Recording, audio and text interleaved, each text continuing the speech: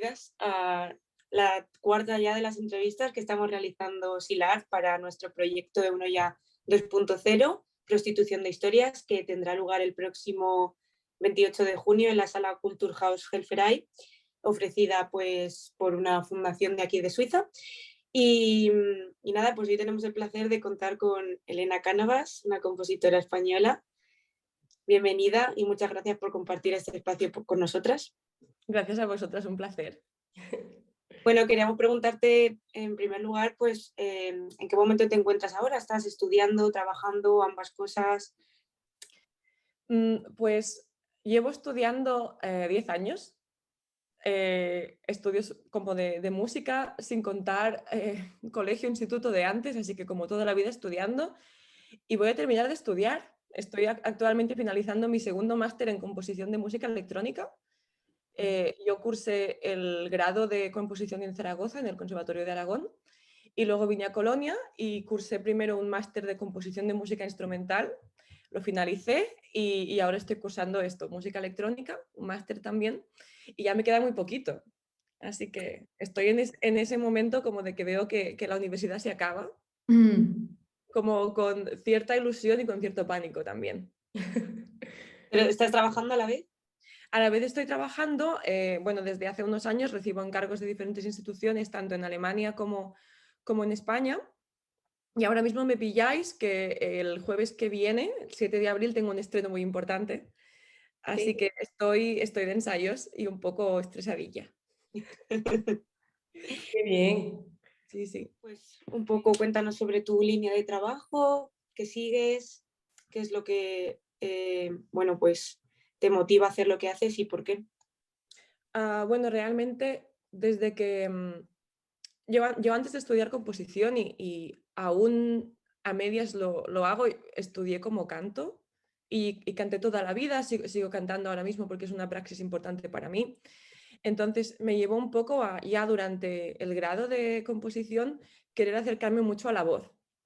Con lo que, en cierto modo, me interesé como más por las formas teatrales también. Es decir, yéndonos como a el campo de la ópera, el campo del Musiktheater, el campo más performático, porque al final, pues la voz como instrumento, únicamente el cuerpo desnudo, te lleva automáticamente a un setting más teatral, ¿no? Y esa es una cosa que siempre me ha interesado mucho y que sigo explorando. La verdad es que tengo la suerte de haber recibido encargos pues, de ese formato, óperas de cámara. Lo que estreno la semana que viene es una pieza que es un Musiktheater para 6 instrumentos, electrónica y actriz. Entonces, como que la voz y el tema performático está bastante presente en mi música y de alguna manera me sale también muy natural, ¿no? Porque como que sigo cantando, tengo como la voz muy integrada, digamos, en mi día a día, entonces que me siento siempre muy cómoda trabajando con ese tipo de formato. Y a la vez me sigue interesando mucho hacer obras como más instrumentales. Y sí que es verdad que desde hace ya años la incorporación de nuevos medios, sea vídeo, electrónica, electrónica en vivo o cinta y todo esto es una cosa que me ha interesado mucho también y que sigo explorando, por supuesto. Hemos visto que haces mucho trabajo de manera interdisciplinar, no solamente con el teatro o performance, digamos, sino que también integras pues eso, el elemento visual, no sé, te inspiras en textos para hacer todo tu trabajo, ¿no? O sea, ¿qué significa para ti esta fusión de disciplinas en tu arte? Sí, es que la verdad lo que me ha pasado siempre es que no lo puedo pensar en separado. Es decir, aunque yo haga una pieza que sea puramente una pieza de escuchar, digamos, pues, es decir, que no haya texto, que no haya movimiento, que no haya nada visual, yo cuando estoy componiendo la pieza ya estoy viendo el cuerpo de esa persona, si sé además quién lo va a tocar, aún mejor, y ya estoy viendo cómo respira y cómo se mueve. Para mí es como un todo, no sé cómo decirlo. Es más, pienso como que eso, incluso en conciertos que son puramente acústicos, vamos a decir, como de música instrumental de escuchar, cómo es el escenario, cómo es la luz, cómo están sentados los músicos, todo eso influye a cómo recibimos la música. Y de alguna manera a mí me ha pasado siempre que lo conecté muchísimo, ¿no? Mi madre es artista visual, yo siempre he dibujado, porque claro, tenía el taller suyo en mi casa, ¿no? Entonces como que desde pequeña como iba allí a pintarrujear y todo eso y sigo dibujando para mí, pero no es como algo separable y, y siempre como que me ha llamado mucho la atención, la verdad, eh, la incorporación de nuevos medios. Entonces, por eso también como he hecho diferentes intentos, al final decidí hacer este máster en música electrónica para profundizar más en ello. Em, y no digo como que sea algo imprescindible, pero creo que yo cuando compongo en general tengo ideas y entonces como que tengo una idea que se desprende de Elena, entonces observo esa idea y pienso un poco qué necesita esa idea, qué luz necesita esa idea, necesita un apoyo visual y como que lo trato como de esa manera, ¿no? Y no es que sea para mí como imprescindible el hecho de que haya electrónica, pero sí que me gusta mucho incorporarlo, tanto por un interés mío como de crecer como compositora, como porque a veces creo que esa idea en concreto necesita de eso. Entonces, en ese sentido, también necesitas colaborar con otra gente que trabaje ese tipo de disciplinas, digamos, ¿no? O sea, en ese sentido, tu trabajo implica colaboración. Sí, en muchas veces lo implica, no diría que es imprescindible. Es decir, a mí me gusta mucho formar equipo, me gusta muchísimo trabajar con otras personas. Es muy difícil, realmente. Yo creo como que lo tomamos como algo sencillo, pero es muy difícil encontrar personas con las que te puedas entender bien y trabajar bien, la verdad. Em, por ejemplo, en el campo de la ópera es súper normal que se forme un equipo enseguida de tres, ¿no? Como de compositor, director de escena y libreto, y puede llegar a ser muy, muy enriquecedor. Ahora que estoy, por ejemplo, buscando libretista para una ópera en España, me estoy tomando un montón de tiempo. O sea, llevo hablando con la que creo que va a ser mi libretista desde enero, tomando cafés, compartiendo mails, que te gusta a ti, que me gusta a mí, y aún no hemos dicho que sí. Es decir, es una cosa que súper, súper interesante, súper, o sea, se puede sacar muchísimo provecho, puede ser una experiencia buenísima, pero a la vez como que hay que pensárselo bien y tomarlo con calma, sí. Vale. Y en cuanto a atmósfera de creación y así, entonces normalmente tú te encuentras más en Colonia, ¿con qué recursos te encuentras? O allí como, ¿cuál es tu atmósfera de creación? Em, pues en el mejor de los casos, en una mañana como esta que entre sol, en mi casa tranquila y sobre todo sin tener que hacer nada. Es que yo necesito mucho rato para componer. Tipo, en momentos como estos que tengo muchos ensayos y muchas cosas y que yo ya sé que como a la una tengo que estar en un sitio ensayando, me cuesta mucho como ponerme a componer porque necesito mucho tiempo para concentrarme. Lo que os decía antes, yo soy una persona al final muy, muy aburrida tradicional y al final compongo con papel, haciendo esbozos. Obviamente lo paso luego a ordenador y demás, pero no uso muchas herramientas electrónicas, sino que estoy como escuchando yo mi música internamente con el teclado al lado buscando acordes e incluso lo que hago mucho es dirigir.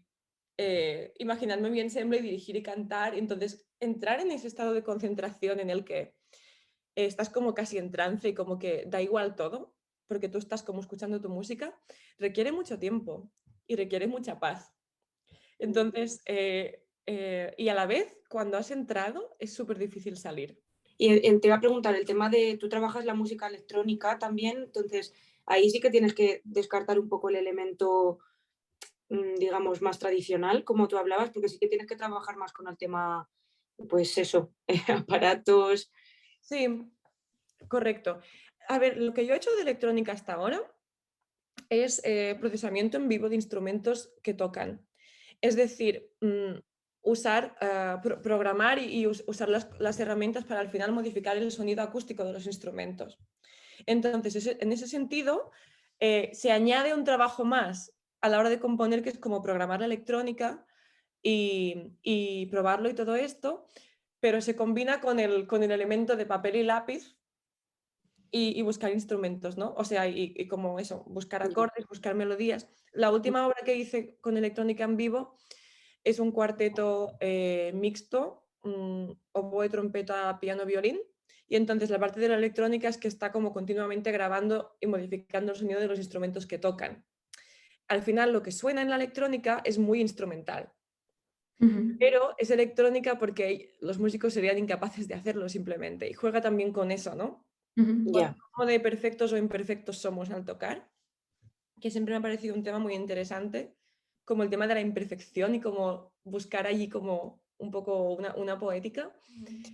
Y en cuanto a nuestro proyecto, ya, bueno, leíste que pues estamos trabajando un poco a las historias que se han construido en torno a la vida y a la persona y al arte de compositoras. Bueno, que queríamos preguntarte qué es lo que te ha llamado la atención de nuestro proyecto para seguir adelante, para colaborar con nosotras. Hombre, a ver, me parece que hacéis un trabajo muy necesario, chicas, porque por desgracia aún cuesta encontrar referentes femeninos, porque como que aquellas personas que se dedican a la divulgación o a la programación aún se van demasiado al otro 50% de la sociedad. Entonces, aplaudo muchísimo iniciativas como las vuestras que quieren como dar voz, divulgar, y además como me parece que lo hacéis como con mucha cercanía y con preguntas muy acertadas también, ¿no? También está como hay un debate como actual bastante grande con el tema de la programación, de la cuota y todo esto. A mí no me interesa mucho esto, porque ¿qué representa ahora? Como que empezamos a programar a mujeres y a hablar de mujeres y lo hacemos solo un par de años y luego ya está. No, tenemos que seguir insistiendo. Claro. Y es que al final lo he visto en mí misma, que hace ya muchos años me esfuerzo, por ejemplo, en tener referentes que no sean tan masculinos. Es decir, yo, por ejemplo, leo mucho, leo todo lo que puedo, ¿no? Entonces, observando mi biblioteca, me di cuenta como que el balance estaba muy, muy desigual. Pero en verdad, ¿cómo no va a estar desigual si a lo que yo tengo acceso de lo Sí. que habla va a ser siempre más masculino que femenino? Entonces, cosas como la vuestra, o sea, proyectos como el vuestro, colaboran mucho a romper estas tendencias y son aún muy importantes. Y de verdad, como que allí, bravo, fantástico. Gracias. Gracias. Gracias. Y en el sentido este de que pues todo lo que lees, todo lo que has leído, o sea, todo tu acceso a tus libros, tus referencias han sido masculinas a lo largo de tu vida, o sea, ¿cómo crees que ha influido eso en tu proceso como compositora, como músico? Hombre, pues gran tema este. Em, yo me di cuenta más o menos hace un año, o me empecé a dar cuenta hace un año, es una cosa que he estado descubriendo bastante o pensando mucho durante 2021, que, que yo, Elena Cánovas, con 27 años, que viste un jersey rojo y tiene tatuajes, escribía música que sonaba, por ejemplo, mucho a ciertos compositores de Europa de los años 70-80. Y entonces digo, ¿por qué? ¿Cómo puede ser, no? ¿Cómo puede ser que yo que hablo de esta manera, que me muevo de esta manera, que me expreso de esta manera, resuelva mis ideas con este background musical? Entonces, claro, este background musical, ya, bueno, os lo podéis imaginar, supongo que os pasará también a vosotras, que cuando uno estudia y cuando uno se mete mucho en descubrir música de los demás, absorbe ciertas cosas, en cierto modo. Entonces, a la vez que absorbes, hay un momento de absorbir muchísimo y empieza también a haber un momento como de quitar, ¿no? Como que uno eso, absorbe, se inspira, entonces siente que tiene un bagaje y entonces hay un momento en el que tienes que dejar este bagaje para ir como quitando capas y como ver qué es lo que quieres decir tú. Claro. Entonces, claro, en ese sentido, mis referentes musicales han sido también muy, muy masculinos, no únicamente, pero muy masculinos. Y me he observado como si fuera una persona externa y eso, me he preguntado en plan de cómo puede ser que yo, siendo así, haga esta música, ¿qué falla allí? Luego también hay un tema que yo creo que influye en cierto modo, que es el que al final, si yo he hecho esto, si yo he absorbido estos elementos, ha sido por el querer conocer, pero también por el quizás entender que yo no era válida, que yo a lo mejor estudié composición muy joven, que yo a lo mejor mis ideas no eran suficientemente buenas. Entonces, como que, fíjate, tus ideas no, pero las de él sí, vete Claro. a ver si las copias un poco. Sí, síndrome de la impostora, ¿no? Tal cual. Y yo siempre he sido en mi vida, y lo sigo siendo un montón, yo soy un camaleón. O sea, yo por supervivencia me disfrazo de lo que sea, ¿no? Como que tengo esa tendencia más que decir, no, yo soy así. Siempre he sido así. Entonces, claro, justo la semana que viene van a tocar una obra a mí en Madrid, una obra de 2014. Y cuando me dijeron el grupo Enigma que la quería tocar, en un momento dije, bueno, a lo mejor le pego una revisión, porque claro, 2014, estaba en tercero del superior, hace ya mucho tiempo, y cuando me la estuve mirando dije, es que si la reviso la cambio, es que la compongo otra vez. Claro, Porque al final como han pasado tantas cosas claro, y yo me he movido hacia otro sitio, he evolucionado y mi música también. Y casi que les dije, no, dejémosla como está, porque está bien como tener como una ventana y un recuerdo de cómo era Elena en ese momento y como no verlo como con vergüenza, no sé. claro, sí. Eso Sí. es. Al final lo personal y lo profesional, yo creo que la música, sobre todo, está tan conectado que es que... Claro, Sí. ¿no? Pero son tantos años también, ¿no? De haberte sentido como muy hormiguita, muy pisada, que eso es que es muchísimo trabajo. Sí. Sí, sí. Y también yo pienso que, ¿no? que cuando somos como más jóvenes, en el sentido cuando nuestra personalidad está en pleno desarrollo, tú adquieres cosas que igual no quieres, pero de ellas te tienes que desprender cuando eres consciente y entonces cuesta, porque ya, Claro. ya lo tienes, ya es parte de tus hábitos, de tu forma de pensar, de tu forma de actuar.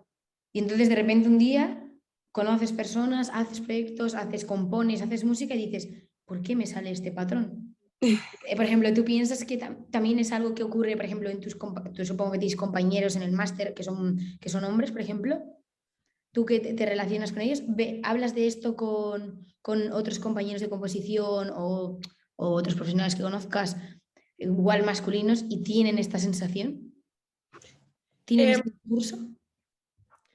A ver, esto en particular yo creo que no, como de ser válido o no ser válido, pero tienen otras inseguridades. A ver, también otro tema curioso, yo he estudiado casi siempre con más hombres que con mujeres, es decir, en cuanto a compañeros. En Colonia sí que somos una clase que ahora mismo a lo mejor hay un poco menos de mujeres, pero durante muchos años hemos sido mitad y mitad, sino más mujeres. Pero sí que tengo muchos compañeros chicos y muchos amigos compositores hombres, ¿no? Y muchas veces pocos de entrada te quieren expresar su inseguridad. A nosotras se nos hace un poco más fácil, yo creo, y tenemos aprendido como que hablar de lo que nos cuesta y lo que nos da miedo está bien, ¿no? Pero aún, por desgracia, eso, el 50% de la sociedad no siempre puede. Y los que pueden, sí que no siento tanto como... Yo creo que no hay tanto cuestionamiento de si ellos tienen lugar. O sea, como que ellos quizás asumen directamente que sí que tienen, que es algo que ojalá lo tuviéramos nosotras, pero tienen inseguridades pues con temas de estéticos, de aprendizaje, como de seguir buscando.